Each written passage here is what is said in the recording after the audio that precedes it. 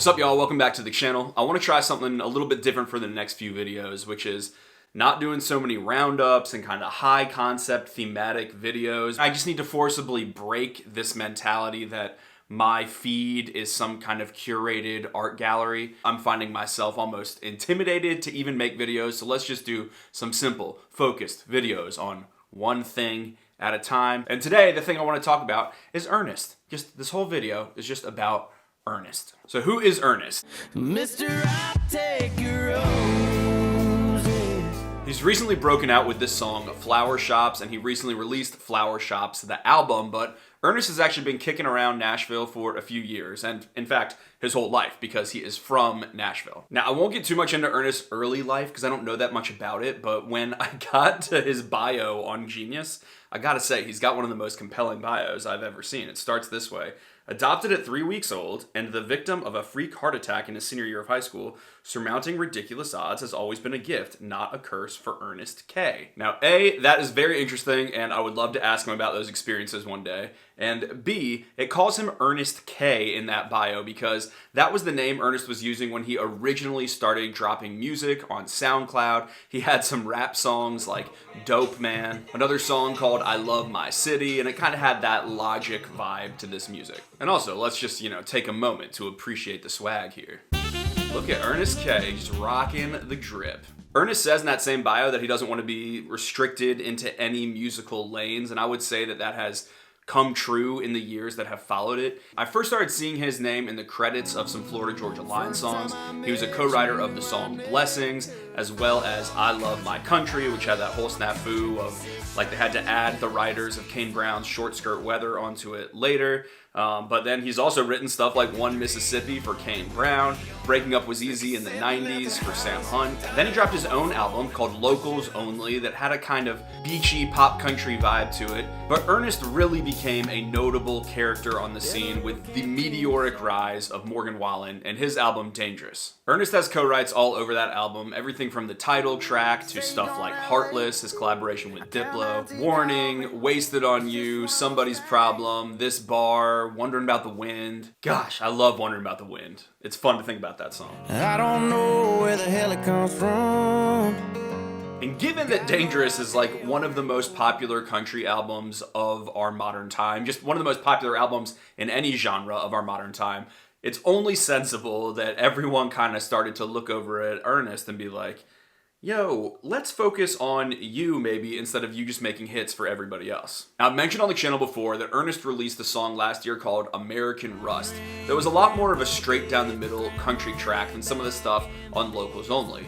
And when he released his song Flower Shops at New Year's, it was another step in the traditional country direction. This is a sad, forlorn, steel-soaked song in 6/8 waltz time, and it's just about a guy that's gonna have to buy all the flowers in the flower shops because of the mistakes that he's made the night before. It's way more country than I would have expected from Ernest, but more than just being country, it's good. It's just a good song, and he sounds great on it, Morgan sounds great on it, and it is becoming a hit. And I think it's cool to watch a song like that become a hit because you don't expect it when everyone and their grandma is being like, country music needs to move in a more poppy direction if we want to maintain any relevance. It's like, no, it doesn't. All those sounds are still cool. And in the most unlikely way, it took the singer of Dope Man to kind of remind people. And even if he goes and he makes a song with Diplo next, it's still true. And that's what I like about country music at this moment. I've been saying this now for a couple years. When I started this channel, I thought country music was so homogenous, and it really was in a bad way. If you go back 5-6 years ago, every single song,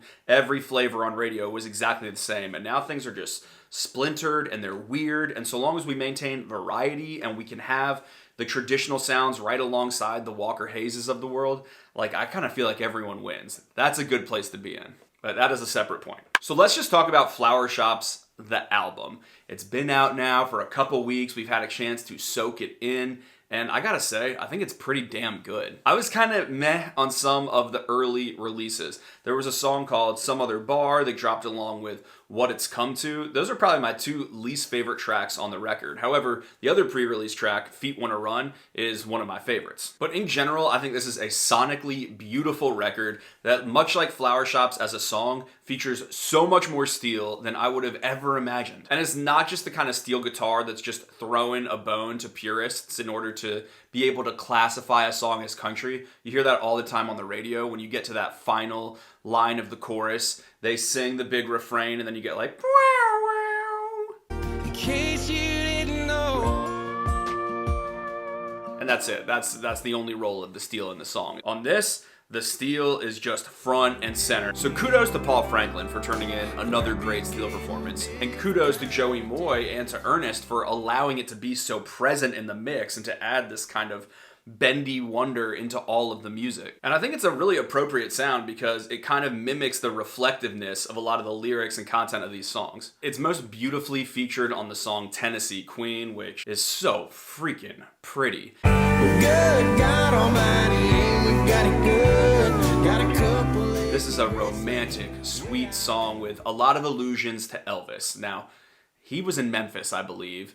Ernest grew up in Nashville, but you know what? I guess there's still some Tennessee allegiance, although I live with a Memphian, and I'm sure he would claim that this is sacrilege. And I love all the little Elvis wordplay. He mentions blue suede shoes and a hunk of burning love, and we can have a couple acre Graceland way out in the woods. It's just sweet and romantic and feels like, I don't know, Valentine's Day in a song to me. And it's not just steel. You also get strings in various moments, like Sucker for Small Towns, the opener, where it's definitely referencing George Strait. But the strings that kind of go throughout this record give it a little bit of that old school country-politan vibes. Shout out to the unreleased Ernest Haley Witters record, Country-Politan, that maybe we will get one day. My favorite lyric on the record is probably the song Comfortable When I'm Crazy, which is a sort of chilled out version of the sad boy anthems that me and a lot of the viewers of this channel really like. I'm only comfortable when I'm crazy. To me, the second verse of that song is so pretty and kind of sad.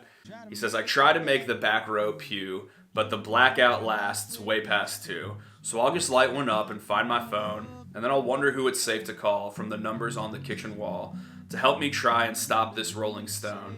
Oh, I think I'm a good guy, but I got one foot in the flame, because I'm only comfortable when I'm crazy. Like, there's a little bit of a cry for help in that song, but then there's also that sort of comfort in his own skin. On the flip side, my least favorite lyric on the record is definitely What It's Come To. This is what it's come to. Just a too late till I get away. This is my least favorite sounding song as well, but it's really the lyrics that I just think are very uninspired compared to the rest of the words here. We get the 2-lane taillight, goodbye towns, we get down to the bottom of a bottle, and then we get, you know, the cursed lyric. We do what we do, and it does what it does. I freaking hate Do What We Do, whether it's in this or whether it's in Long Live by Florida Georgia Line. Just out here doing what we've always done. Or whether Darius Rucker is saying it. How did your mama teach you how to do that thing you do? Death to Do What We Do, or any version of what I'm doing or what you're doing. I just feel like it says nothing. Do what we do, and it does what it does. This is what it's come. I also feel like sonically it's a little out of place. It's kind of got that trappier element to it, which, look, if I had co-written half the Morgan Wallen record, I'd be like, let's bring on that sound as well, but it's just not my favorite. And I'm not just saying that because I don't like fun songs, because then there's that song, Did It With You, that I think is so fun. It reminds me of Boys of Summer. That's what a lot of people have said. Back of a car, lost out in oceans of blue. And I love in the final third of that song where it goes into the faster cadence.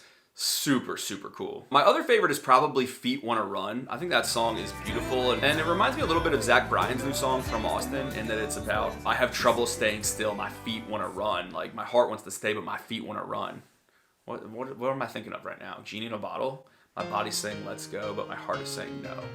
Yeah, his heart is saying, it's like the opposite of that, I guess. His heart is saying no, but her body is saying let's go and like, let's do this.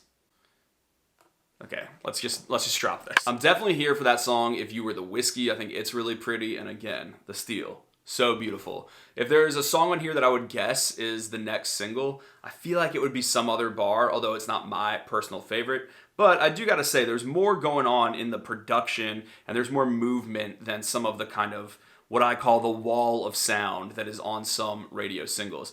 Joey Boy continues to just become a better and better country producer in my eyes with every subsequent record. You can tell he came from the rock side when you listen to those early Florida Georgia Line records, and I feel like he's just learned a lot more of the textures of country music over the years. To my buddy Overshore, he's got a channel that you should definitely go check out. He did a review of this album, and he mentioned something that I hadn't picked up on, which is how good the sequencing is on the record, and that there is a kind of loose story of the sweet times of a relationship, then some of that kind of reflectiveness where he's not sure what kind of person he wants to be, the relationship falls apart, and by the end, he's looking for some other bar because the relationship has fully ended. And, that made me respect this record like a shade more as well. In the future, I probably want a little bit more depth in the lyrics. I think Ernest almost has such a melodic sensibility that sometimes you get like a tiny bit of those lazy lines like, we do what we do and it does what it does. But on those moments like you get uncomfortable when I'm crazy or some of the little